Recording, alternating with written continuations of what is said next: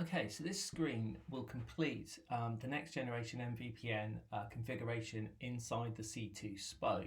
And of course, that's very different to the multicast that we do have on the backbone, but that's unrelated. This is the next generation MVPN inside the C2 spoke.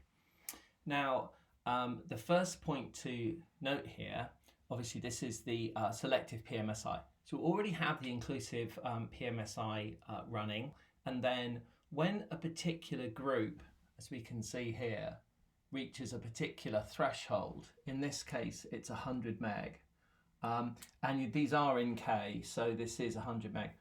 When it reaches that particular threshold, then we have the Selective PMSI set itself up. So we have a similar sort of super command to the one that set up the inclusive PMSI, where we have the provider tunnel and it's specified here.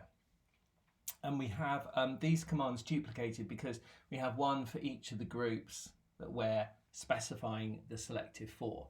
So the inclusive PMSI reaches a certain threshold. We're expecting that. We're expecting some heavy traffic on a particular group. Threshold is reached and the selective PMSI comes up.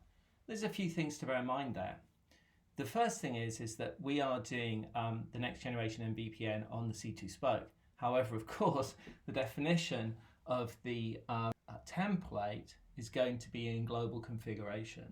So even though we're in the C2 spoke, our template here, MCAST selective template, which is configured up here, is effectively within global configuration because it's a point-to-multipoint template, and that's where it resides.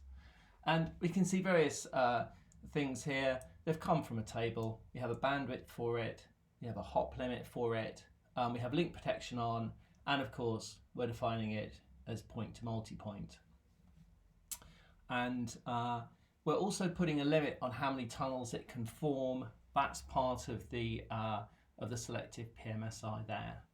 So that's how that works. We have to bear in mind the trigger level that turns this on is in K. We're on the C2 spoke, completing that next generation multicast. However, of course, the template for this particular PMSI is in global. Do remember that we also have on, in this particular example, some global multicast as well, but it's not related. In the global multicast, we're doing some different tunings.